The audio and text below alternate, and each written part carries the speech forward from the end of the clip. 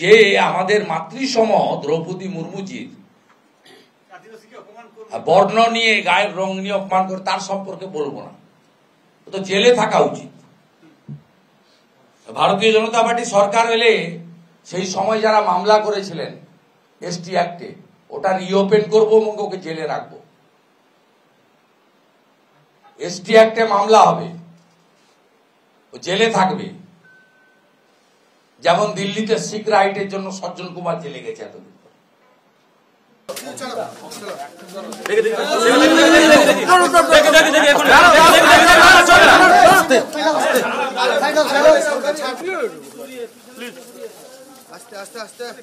জেলা পুলিশের সূত্র থেকে যেটা জানানো হচ্ছে যে অখিলগিরি যে অভিযোগ করছে যে পুলিশ তাকে হেনস্থা করেছে, তাকে আক্রান্ত হতে হয়েছে পুলিশের দ্বারা, সেই অভিযোগ কিন্তু জেলা পুলিশের পদস্থ আধিকারিকরা তারা কিন্তু অভিযোগটাকে অস্বীকার করেছেন।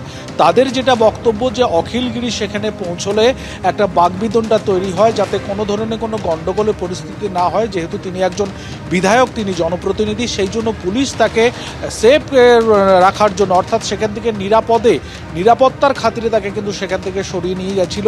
এবং অখিলগিরি যে অভিযোগটা করছে পুলিশের বিরুদ্ধে, সেই অভিযোগ কিন্তু জেলা পুলিশ সেটা কিন্তু মানতে নারাজ। কিন্তু অখিলগিরি কি বক্তব্য? অখিলগিরি যেটা বক্তব্য যে তিনি অভিযোগ পাচ্ছিলেন তার কর্মী সমর্থকদের দ্বারা যে বেশ কিছু বৈধ ভোটারকে নাকি পুলিশ সেখানে হুমকি দিয়ে তাদেরকে ভোট দিতে দিচ্ছিলেন না, এবং একজনকে তিনি নিয়ে যাচ্ছিলেন যার কাছে, অর্থাৎ যার কাছে যে ভোটের স্লিপ, সেই স্লিপটা ছিল না, সেই স্লিপটা নাকি ফটোকপি করা ছিল।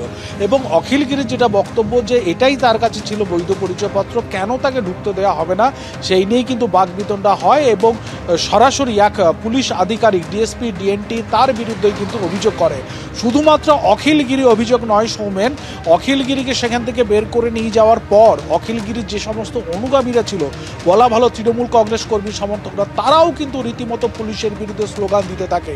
যদিও কিন্তু সেখান থেকে বেশ কিছুটা সময় পরে সেই সংখ্যক পুলিশ এসে কিন্তু পরিস্থিতি নিয়ন্ত্রণে আনে। এবং তুমি জানো যে তারপরে কিন্তু অখিলগিরি অসুস্থ হয়ে পড়েন এবং তাকে কিন্তু রামনগরে যে ব্লক প্রাথমিক স্বাস্থ্যকেন্দ্র রয়েছে সেখানে তাকে ভর্তি করানো হয়, এবং ডাক্তারের পরামর্শ মতন তার চিকিৎসাও সেখানে চলে। ইতিমধ্যেই অখিলগিরিকে সেই হাসপাতাল থেকে তাম্রলিপ্ত মেডিকেল কলেজ হাসপাতালে স্থানান্তরিত করা হয়েছে। এবং অখিলগিরি পরিবার সূত্রে আমরা যেটা জানতে পারছি, তিনি প্রথমে বাড়িতে যাচ্ছেন এবং বাড়ির সদস্যদের সঙ্গে পরামর্শ করে তিনি চিকিৎসার বিষয়ে পরবর্তী পদক্ষেপ নেবেন।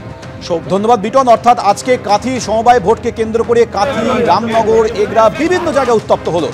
আপনারা দেখছেন অখিলগিরি যখন আক্রান্ত হন পুলিশের দ্বারা বলে অভিযোগ, তাকে প্রথমে রামনগর স্বাস্থ্যকেন্দ্রে নিয়ে আসা হয়, প্রাথমিক চিকিৎসার পর তাকে তাম্রলিপ্ত মেডিকেল কলেজে রেফার করেন ডাক্তাররা।